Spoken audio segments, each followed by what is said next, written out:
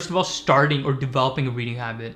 And I think it's very difficult in this day and age to start reading and developing a reading habit because hey, we have all these short-term pleasures at the tips of our fingers, literally, right? Yeah. So how can we battle these short-term pleasures? What are some ways in which you prioritize developing that reading habit? Right. So this is a really interesting question because despite what I've said about reading, like even I had a phase where I stopped reading, right? And that's when it hit me that when you're starting or restarting a reading habit, depending on how good a habit it was before, you need to take in reading as medicine, right? You cannot let your senses guide you. You cannot read when you like it. You cannot read when you want to. What you need to do is assign a limited amount of time. Even 15 minutes is fine. But for 15 minutes, you need to read. And you said about short-term gratification. What happens is like we have this attention deficit problem where we cannot take in all those words without being distracted. You can read 2 paragraphs and your mind can wander, which is completely fine. Everyone does it. It doesn't mean you're stupid or you're slow.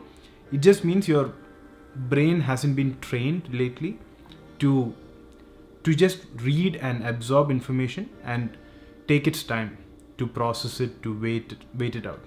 So that's what I did when I restarted my reading. I would be like, okay, 30 minutes, let me just read it. And there's another important thing. I know, Osama, you're a big fan of non-fiction books, right? And non-fiction books are great. The thing is, you need to find out what you need to achieve from your reading. Do you want solely information? Do you want to improve your language? Do you want to improve your critical thinking? Solely information, non-fiction is best. If you want to improve your language, fiction is way better because it's made for the use of language and stories as well. And there is this quote by J.K. Rowling. If you don't like reading, that means you haven't found the right book, or something like that. I'm paraphrasing. I'm butchering all the quotes, but that's a very true thing. So if you don't like a book, don't have to stick with it. Choose another book, but choose some book. That's the key. Like someone might recommend Atomic Habits to you by James Clear, which is a great book, but you might not be drawn into it. Then read The Hobbit.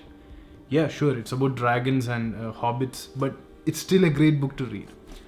And another thing is, people ask me sometimes, what is the point of reading when you have documentaries, when you have podcasts, when you have all this?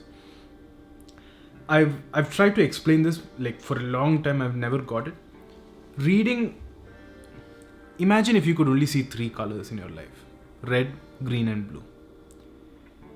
Now translate that into words and emotions. When you read, you're able to see more colors in your life. You're not able to just see blue. You're able to see navy blue, royal blue, ocean blue, sky blue.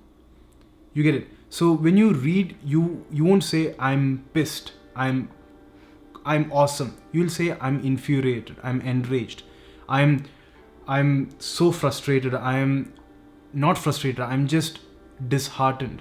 All these words are shades of a color, and the more shades you have, it's not just the world that looks beautiful to you, it's your mind. You're able to see more into your mind. It's like finding out that your mind has more than just the ground, like the first floor. It has like levels to it. And I've always found it, especially when I write, and I write letters to my friends sometimes and my loved ones. When I write a letter, I'm able to dig deep into my mind and clarify my emotion. And the more you read, the better words you have. The better words you have, the more accurately you can clarify an emotion. And the more accurately you clarify an emotion, the stronger that emotion is within you. You don't just say, my mom is awesome. You say, I adore my mom. Adoration is different from awesome. I would travel the length of the world for her. When you say that adds a depth to your emotion that wouldn't be there if you didn't have the words. So. Wow. No, that's incredible, man. And I just the way you put it, the way in which books have so much depth, and that's actually why I like books.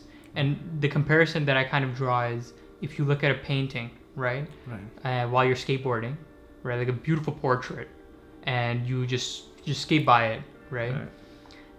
You don't stand there and you don't absorb the subtle details, the subtle texture, and Wow. Yeah. the intricacies of that paint, how it might interact with the light.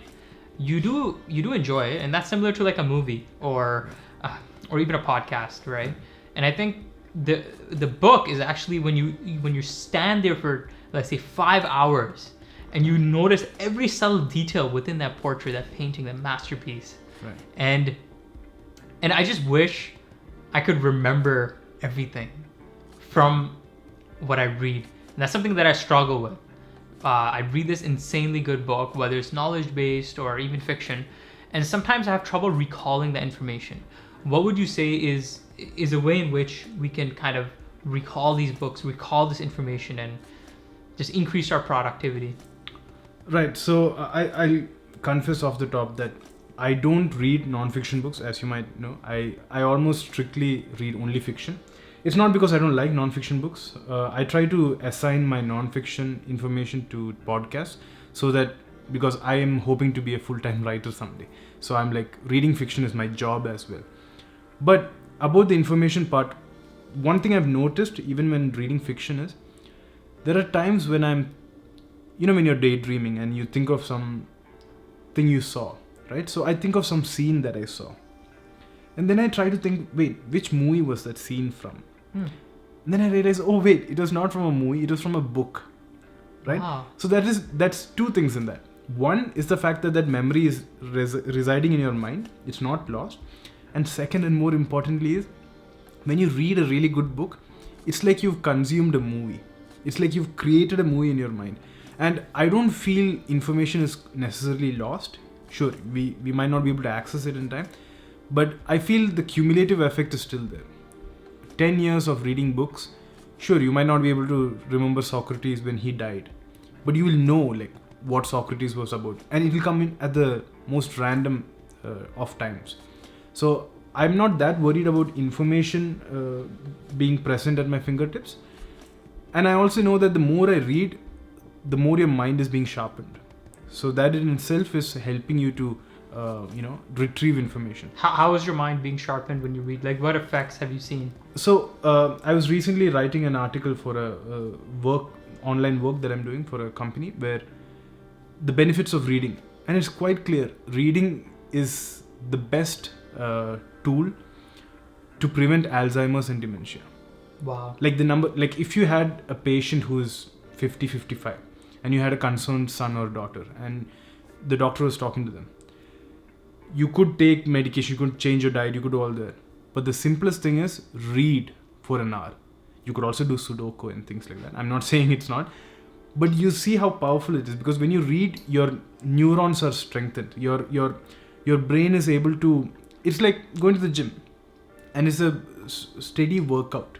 And it's not just a workout that is, you know how in workouts there are different kinds? There are like, you might know more heavy about lifting. Yeah, so there's like aerobic and anaerobic. So there are workouts that if you do it, you burn fat or you burn calories while you do it.